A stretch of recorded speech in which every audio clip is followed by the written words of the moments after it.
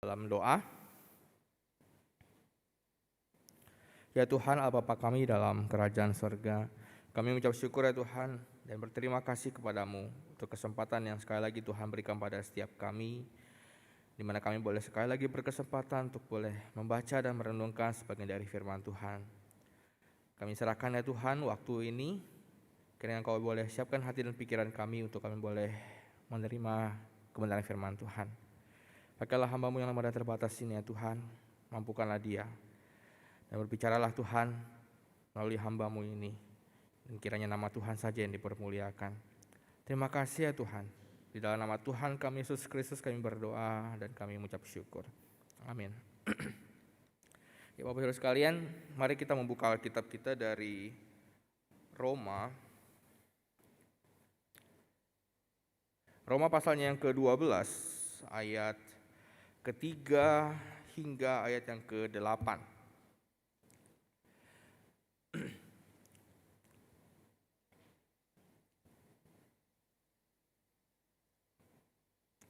Roma pasal 12 ayat 3 hingga ayat yang ke-8. Bapak Ibu boleh menyimak dari Alkitab masing-masing ataupun dari ayat yang tertera di depan. Saya akan membacakannya bagi kita sekalian, namun yang saya akan bacakan adalah yang TB2 ini ya, terjemahan baru yang kedua dari Lembaga Alkitab Indonesia. Saya akan bacakan bagi kita sekalian, demikian bunyi firman Tuhan. Berdasarkan anugerah yang diberikan kepadaku, aku berkata kepada setiap orang di antara kamu, janganlah memikirkan hal-hal yang lebih tinggi daripada yang patut kamu pikirkan. Tetapi hendaklah kamu berpikir sedemikian rupa, sehingga kamu menguasai diri menurut ukuran iman yang dikaruniakan Allah kepada kamu masing-masing. Sebab sama seperti pada satu tubuh, kita mempunyai banyak anggota, tetapi tidak semua anggota itu mempunyai tugas yang sama. Demikian juga kita, walaupun banyak, adalah satu tubuh di dalam Kristus. Tetapi kita masing-masing adalah anggota yang seorang terhadap yang lain. Demikianlah kita mempunyai karunia yang berbeda-beda menurut anugerah yang diberikan kepada kita.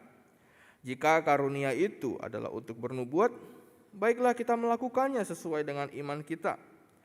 Jika karunia untuk melayani, baiklah kita melayani. Jika karunia untuk mengajar, baiklah kita mengajar. Jika karunia untuk menasihati, baiklah kita menasihati.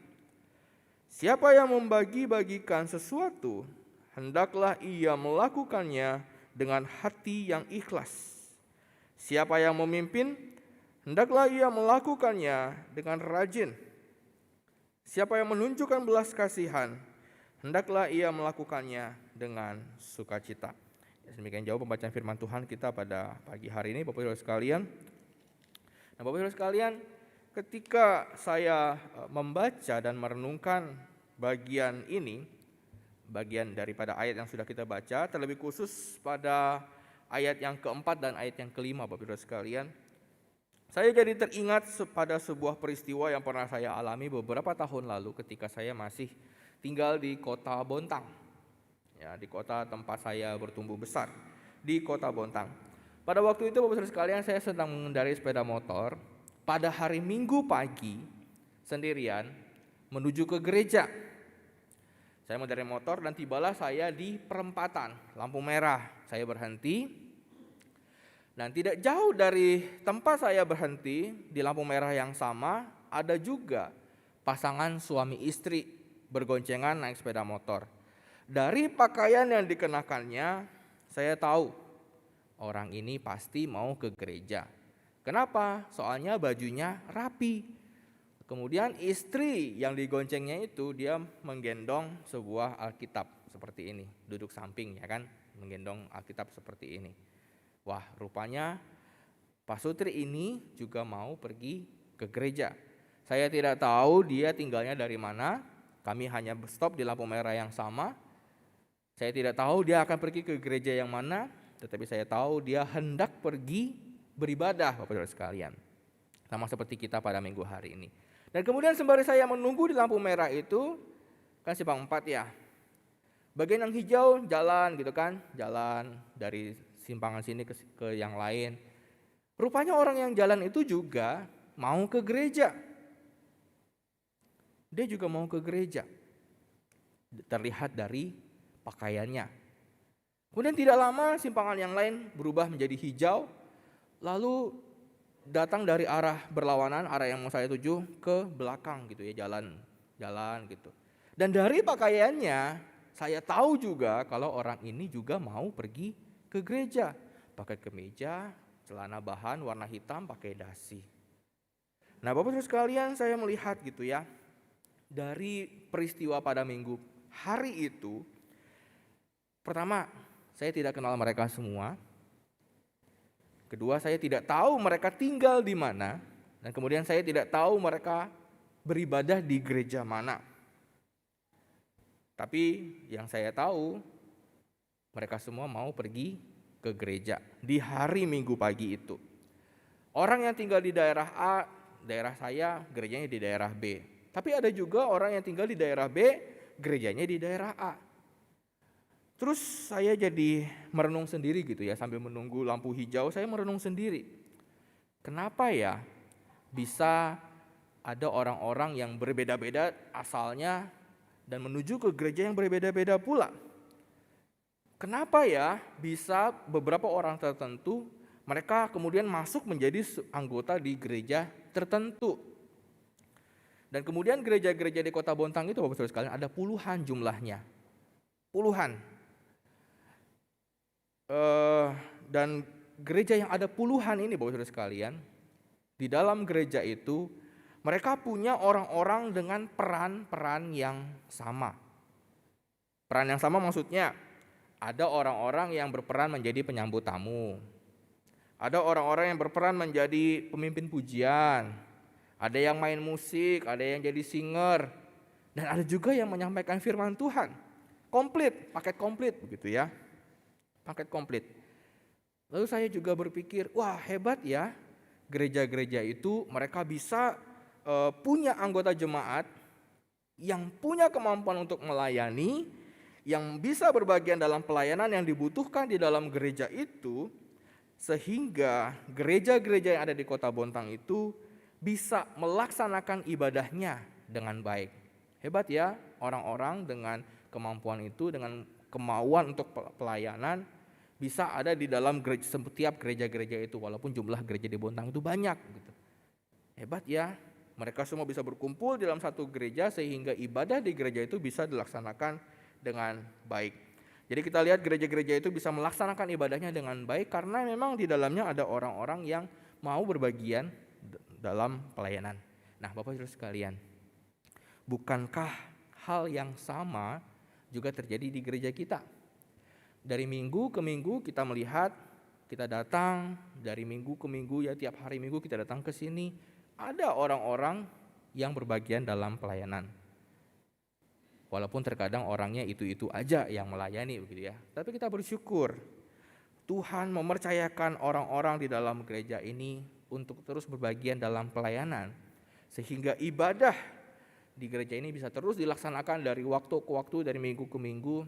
Dan kita yang datang beribadah, kita bisa bersama-sama beribadah, menikmati hadirat Tuhan bersama-sama dengan anggota tubuh Kristus yang lainnya. Nah, namun Bapak Ibu Saudara sekalian, pernah nggak sih Bapak Ibu itu terpikir, pernahkah terlintas dalam pikiran kita, bagaimana awal mulanya kita itu bisa bergereja di sini?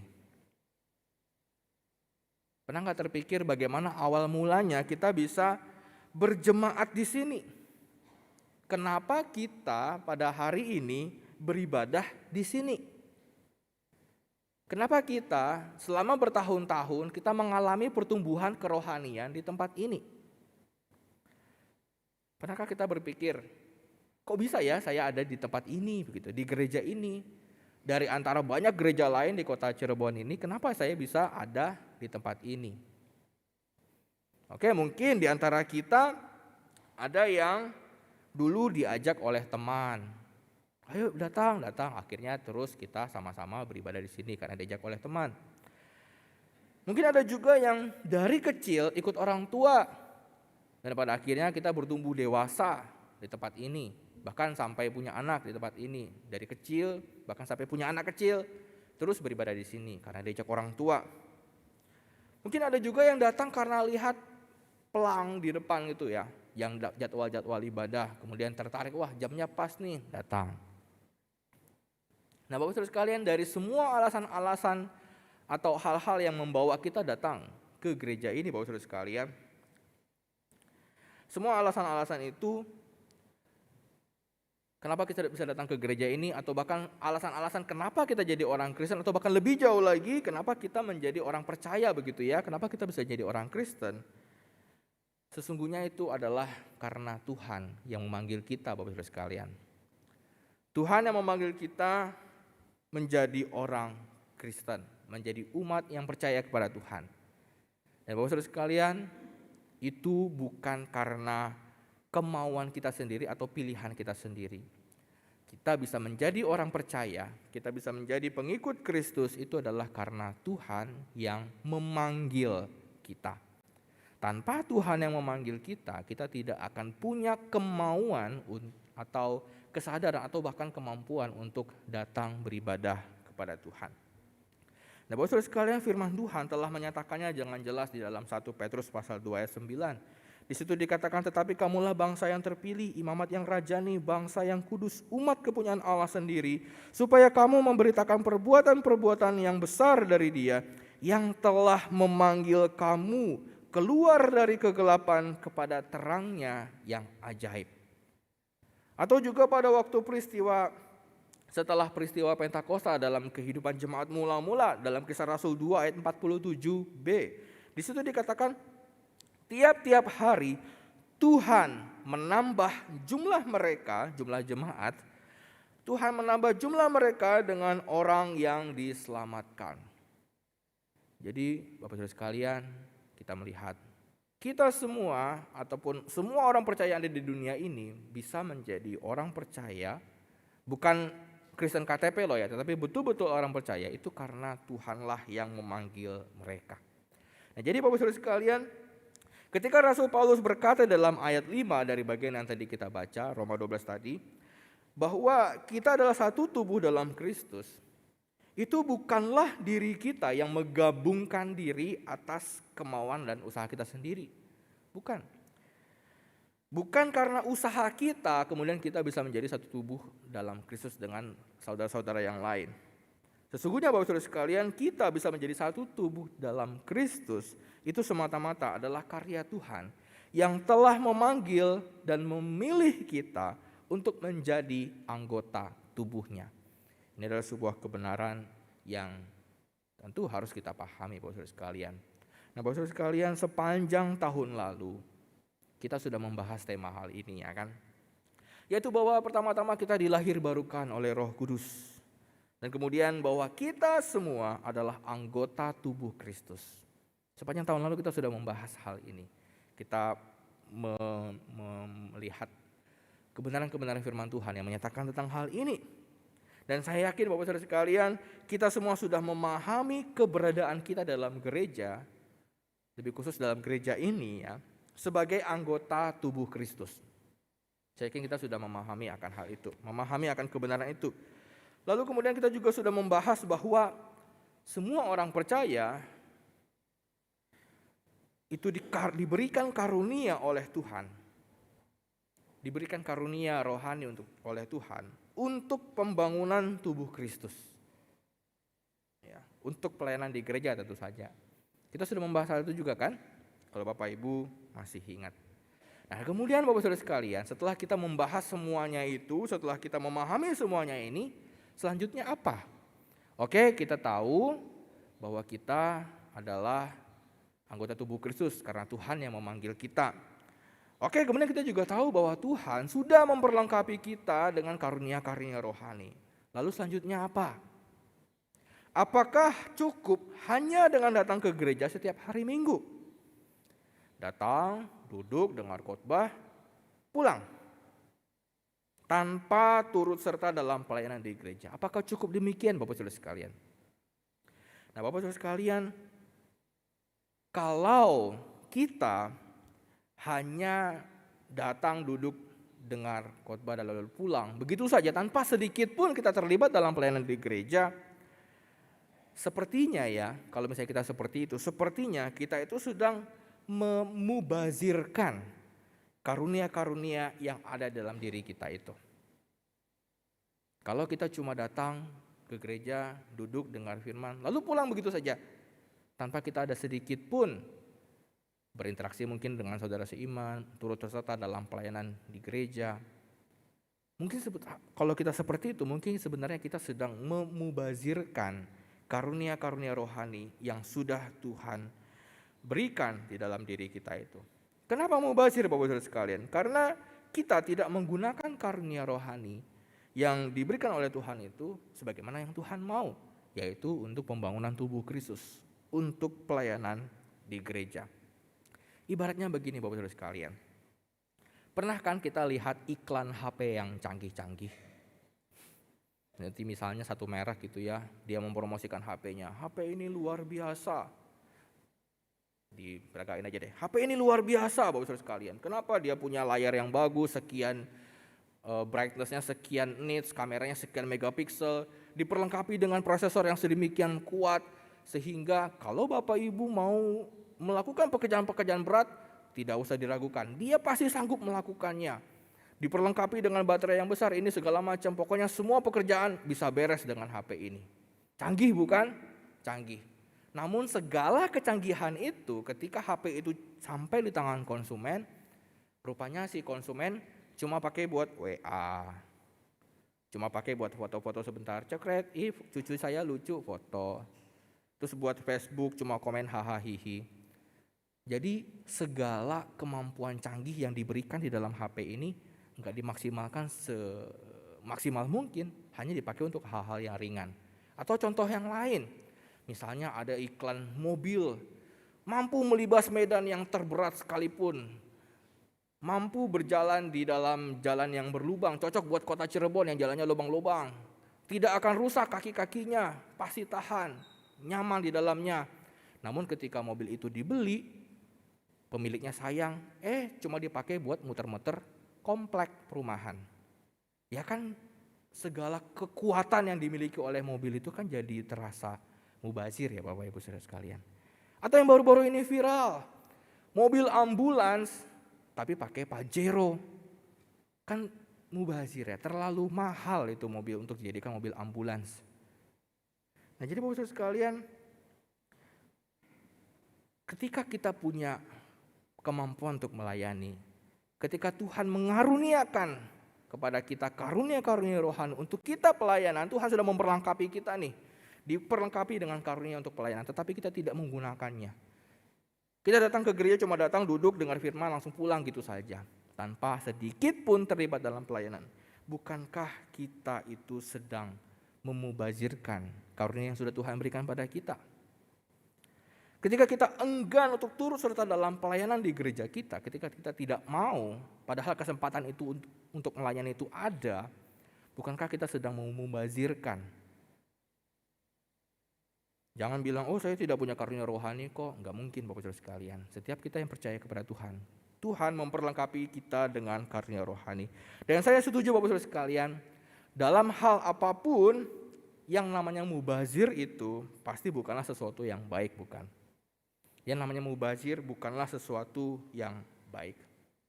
Nah Bapak Saudara sekalian, kiranya melalui pembahasan kita hari ini kita kembali diperingatkan bahwa kita semua, kita bisa ada di gereja ini, kita beribadah di tempat ini, itu bukan karena kebetulan Bapak Saudara sekalian. Bukan karena kebetulan. Tuhan mengumpulkan kita semua di tempat ini untuk menjadi sebuah kesatuan tubuh Kristus. Tuhan yang bekerja, Tuhan yang berkarya, memanggil kita, mengumpulkan kita untuk kita menjadi satu bagian di dalam sebuah gereja. Dan ketika Tuhan menempatkan kita di tempat ini, Bapak Saudara sekalian, ketika Tuhan menempatkan kita di tempat ini, Tuhan tidak hanya menaruh dan lalu meninggalkan kita begitu saja. Enggak. Setelah Tuhan memanggil kita menjadi milik kepunyaannya, Bapak Saudara sekalian, Dia memperlengkapi kita dengan karunia-karunia rohani sehingga kita bisa turut serta melayani Dia. Dan itulah sebabnya Bapak Saudara sekalian, jangan sampai kita itu menjadi orang yang memubazirkan karunia-karunia yang sudah Tuhan berikan kepada setiap kita. Nah Bapak Saudara sekalian, tahun yang lalu saya menonton sebuah drama Korea. Jarang-jarang saya nonton drama Korea, tapi ketika saya tahu ini bagus, saya coba nonton dan memang lumayan ceritanya Bapak Saudara sekalian. Tahun lalu saya menonton series drama Korea yang berjudul Money Heist. Apakah gambarnya bisa ditampilkan biar jadi gambaran? Nah, ini dia. Bapak Ibu sudah pernah nonton series ini? Belum? Wah, sayang sekali kalau belum Bapak Ibu sekalian. Gak apa-apa, tua muda, gak tahu sih batasan usianya berapa ya. Pokoknya ceritanya oke lah, lumayan lah ya. Bagi saya yang jarang nonton, ini oke. Nah, drakor ini Bapak Ibu sekalian menceritakan tentang adanya sekelompok orang itu yang bertopeng itu. Tapi mereka tuh bukan pahlawan bertopeng ya, mereka adalah perampok bertopeng Bapak Ibu sekalian. Sekelompok atau sekawanan perampok yang merampok gedung percetakan uang. Jadi bukan merampok bank tetapi merampok gedung percetakan uang. Nah, mereka ini coba ada gambar itunya ya, para ininya, gambar yang selanjutnya. Nah, mereka ini Bapak Ibu sekalian awalnya tuh tidak saling kenal. Mereka sedang sibuk menjalani kehidupan mereka masing-masing di tempat mereka masing-masing.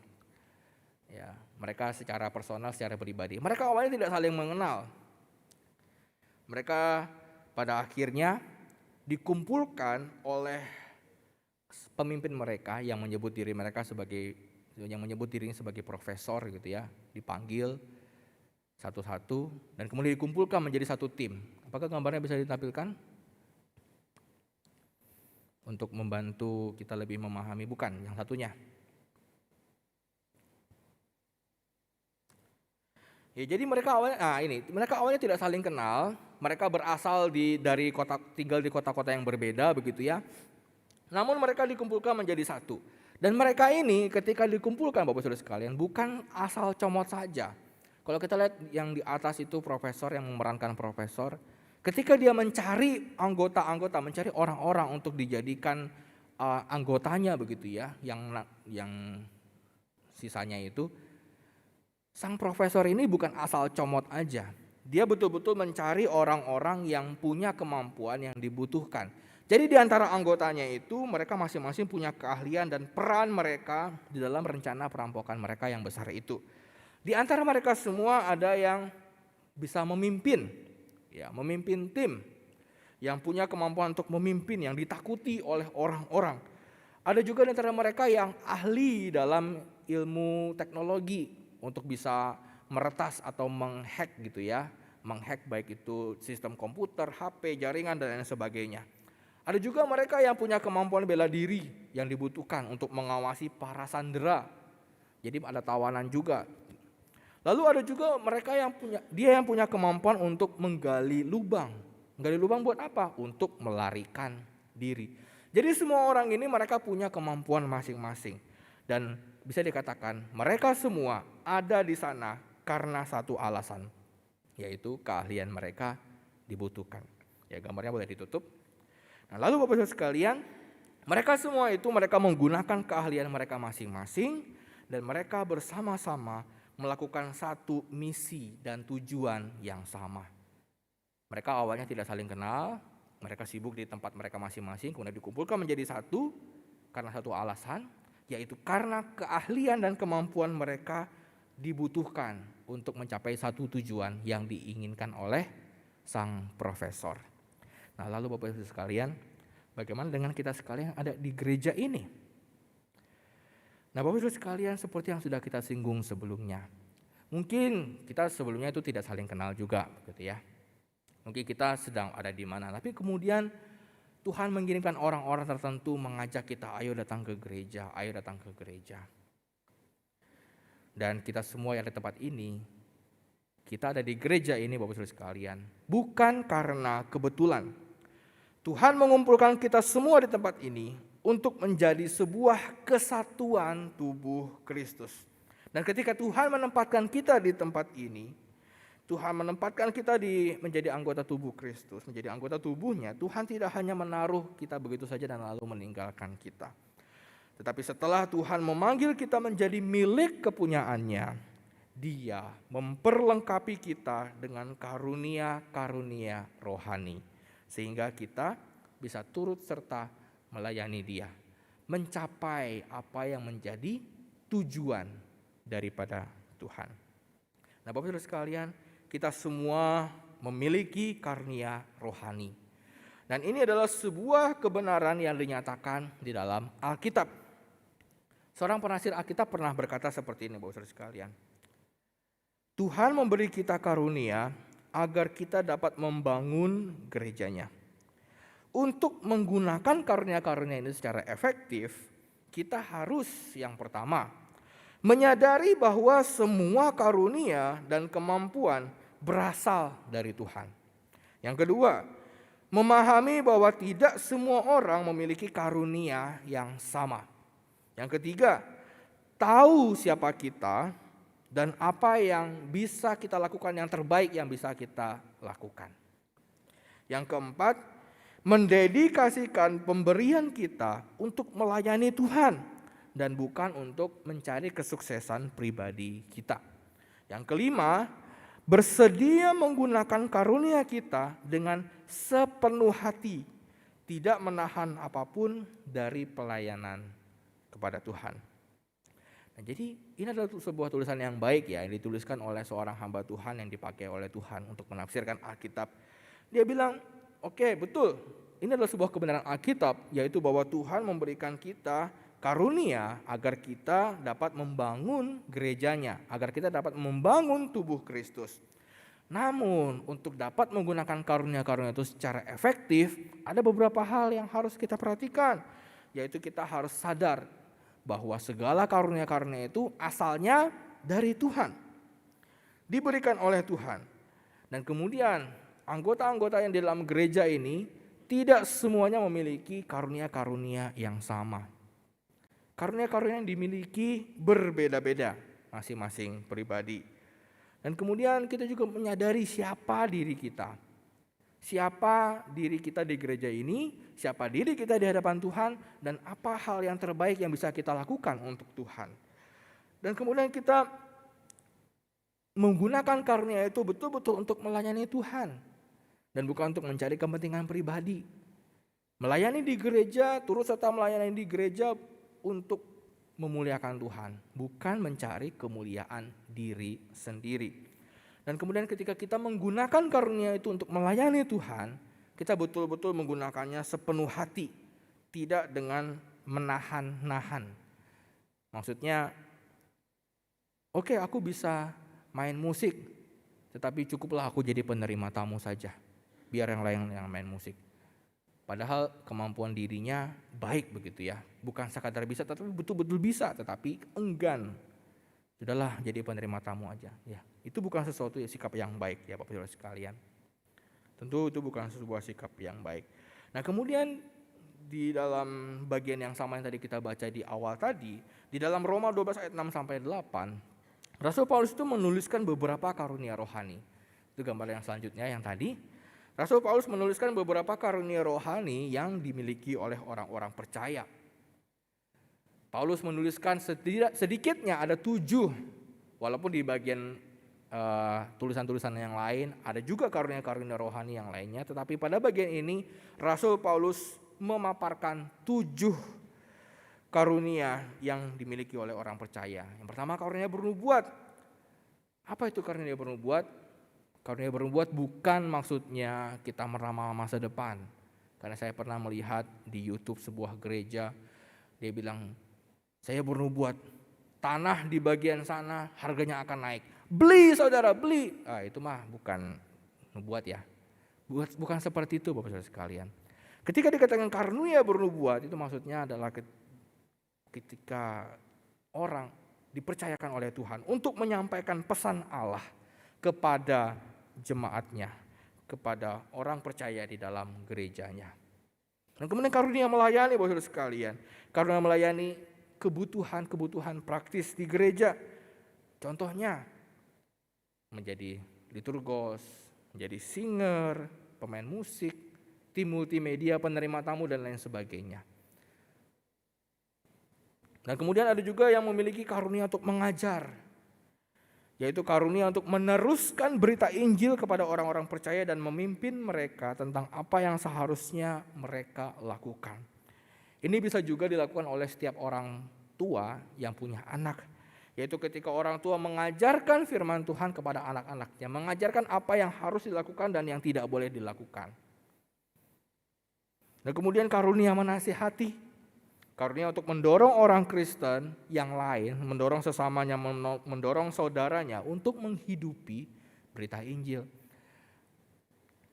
Bapak-Ibu sekalian, tidak semua hal itu diketahui oleh hamba Tuhan. Tidak semua hal itu diketahui oleh majelis gereja. Ada beberapa hal tertentu yang mungkin hanya diketahui di dalam anggota keluarga. Oleh karena itu seseorang di dalam anggota keluarga ini dibutuhkan untuk menasihati. Kalau terjadi sesuatu dalam keluarga itu, mungkin hal itu terlalu private sehingga tidak mau dibagikan, tidak mau di-share kepada siapapun. Dan hamba Tuhan di gereja bukan nabi yang dibisikin oleh Tuhan, keluarga ini lagi ada masalah, datang sana. Ya mungkin sesekali bisa terjadi seperti itu, tetapi bukan supranatural seperti itu caranya, begitu ya. Jadi Tuhan memberikan karunia untuk menasihati, ya supaya ada di dalam circle itu, di dalam komunitas kecil itu, orang yang lebih dewasa rohaninya bisa menasihati sesamanya. Sebelum nanti pada akhirnya sama-sama mencari solusi misalnya dengan rekan-rekan hamba Tuhan atau dengan saudara seiman yang lain. Kemudian yang kelima di situ ditulis karunia membagi-bagikan sesuatu. Nah ini jelas, tidak semua orang punya karunia ini. Ada orang yang diberikan lebih, ada orang yang diberikan tidak lebih banyak, begitu ya. Dan orang yang diberikan lebih dan mereka punya karunia untuk membagi-bagikan sesuatu, mereka berkontribusi bagi kebutuhan orang lain. Dan saya senang sekali Bapak-Ibu sekalian di gereja kita sudah melakukan hal ini melalui komisi diakonia yang kuat membantu yang lemah. Ini adalah sebuah hal yang sangat baik dan saya harap terus dilakukan dalam gereja ini Bapak-Ibu sekalian. Dan kemudian yang keenam, karunia memimpin. Ya, karunia memimpin baik di rumah maupun di gereja. Di rumah memimpin sebagai keluarga, kalau di gereja mungkin memimpin rapat, memimpin sebuah tim, memimpin sebuah panitia, memimpin kelompok kecil dan lain sebagainya gitu ya. Karunia memimpin. Dan kemudian karunia menunjukkan kemurahan, yaitu karunia memperhatikan orang-orang yang memerlukan seperti mereka yang dalam kesusahan, entah itu orang-orang asing, para janda, yatim piatu, ataupun orang yang baru datang ke rumah Tuhan. Diperhatikan begitu ya. Nah ini adalah sedikitnya 7 jenis karunia yang bisa dimiliki oleh orang percaya. Nah Bapak-Ibu sekalian, mungkin 2, 3, 4 di antara 7 karunia ini ada yang kita miliki. Nah itulah yang bisa kita lakukan untuk kita berbagian dalam pelayanan di gereja Tuhan. Gambarnya silakan ditutup. Nah Bapak-Ibu sekalian, dari tadi bahasan kita yang kita bicarakan itu berbicara tentang melayani, karunia. Lalu juga kita tadi mengatakan jika hanya ke gereja dan tidak pelayanan itu seperti HP canggih yang fitur-fiturnya mubazir, atau seperti mobil yang luar biasa hebat, yang kuat tetapi mubazir karena hanya jalan di dalam komplek perumahan. Nah seolah-olah kita menyia-nyiakan atau memubazirkan karunia-karunia yang sudah Tuhan berikan kepada kita. Nah dari tadi kita membahasnya itu Bapak-Ibu sekalian. Tetapi saya mohon jangan Bapak Ibu salah paham pada saya. Saya tidak menyalahkan Bapak Ibu yang datang ke gereja dan belum terlibat dalam pelayanan di gereja kita. Saya sedang tidak menyindir Bapak Ibu yang belum terlibat aktif dalam pelayanan di gereja kita. Saya yakin Bapak Ibu saudara sekalian ketika kita datang ke gereja, kita itu sedang atau mau memenuhi kebutuhan spiritual kita, ya kan? Ada hal-hal tertentu yang tidak bisa kita dapatkan di dunia dan hanya bisa kita dapatkan di gereja ketika kita beribadah. Dan ketika kita datang ke gereja, kita datang, kita duduk, memuji Tuhan bersama-sama, membaca firman Tuhan, mendengarkan firman Tuhan, dan pikiran kita disegarkan oleh firman Tuhan. dahaga kita, dahaga jiwa kita dipuaskan oleh firman Tuhan. Nah, Bapak Ibu sekalian, sesungguhnya ini pun adalah hal yang sangat baik yang bisa kita lakukan sebagai orang Kristen. Jauh lebih baik daripada sama sekali tidak datang ke gereja. Ini adalah hal yang baik Bapak Ibu sekalian.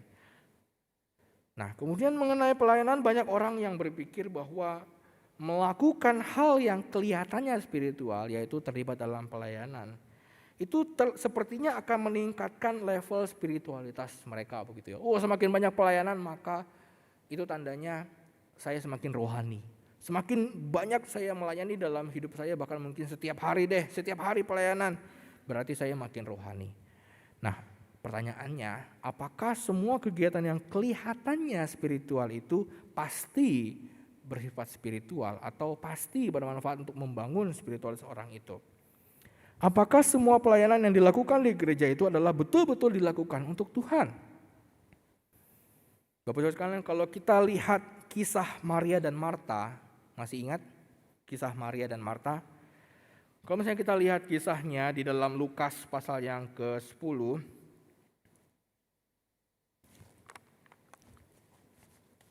kisah Maria dan Marta, untuk menjadi ingatan bagi kita, saya bacakan coba ya.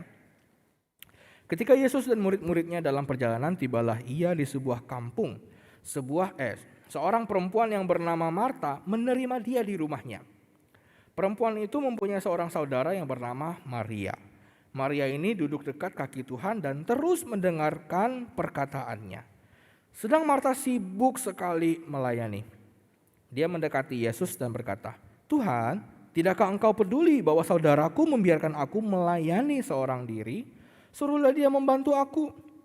Namun Tuhan menjawabnya, "Marta, Marta, engkau khawatir dan menyusahkan diri dengan banyak hal, tetapi hanya satu saja yang perlu. Maria telah memilih bagian yang terbaik yang tidak akan diambil dari dia." Bapak Ibu sekalian, kita melihat kisah Maria dan Marta. Ada orang tertentu yang bilang, "Tuh kan, gak usah pelayanan, nanti kita pelayanan capek-capek, nanti Tuhan ketika di surga Tuhan cuma bilang Marta, Marta. Udah gak usah pelayanan, datang duduk dengar aja." Ya gak seperti itu juga ya Bapak Ibu sekalian. Kalau kita lihat Maria dan Marta, kedua-duanya ini sedang melayani Tuhan sesungguhnya. Kok bisa? Ya, Marta dia melayani Tuhan dengan melakukan aktivitas, melakukan tindakan fisik yang kelihatan begitu ya. Namun Maria dia melakukan hubungan, relasi, menjalin relasi dengan Tuhan, quality time dengan Tuhan. Nah, Bapak Ibu sekalian, di sini maksudnya bukan berbicara untuk sudah nggak usah pelayanan, yang penting kita berelasi aja dengan Tuhan cukup. Bukan itu Bapak Ibu sekalian. Jangan salah paham dan kemudian menggunakan ayat ini menjadi pembelaan untuk kita tidak perlu terlibat dalam pelayanan. Pada akhirnya ada orang-orang bilang sudah nggak usah pelayanan, nanti capek-capek pelayanan, cuma ditegur aja sama Tuhan. Mending kita duduk diam seperti Maria. Gak seperti itu Bapak Ibu sekalian. Ada orang yang pernah bilang seperti ini, hati yang menyembah dan rindu mendengar suara Tuhan itu ibarat mata air dari sebuah tindakan pelayanan. Bagus ya kata-katanya ya. Hati yang menyembah dan rindu mendengar suara Tuhan itu ibarat mata air dari sebuah tindakan pelayanan. Tanpa itu, maksudnya tanpa ada hati yang menyembah dan hati yang rindu mendengar suara Tuhan, tanpa itu melayani hanya akan menjadi sederet kesibukan dan kegelisahan yang serba menyusahkan diri dengan banyak perkara. Nah, jadi Bapak Saudara sekalian, ketika kita melayani Tuhan, ketika kita terlibat aktif dalam pelayanan Tuhan, itu adalah sesuatu yang sangat baik. Kita aktif terlibat dalam pelayanan di gereja, itu adalah hal yang sangat baik.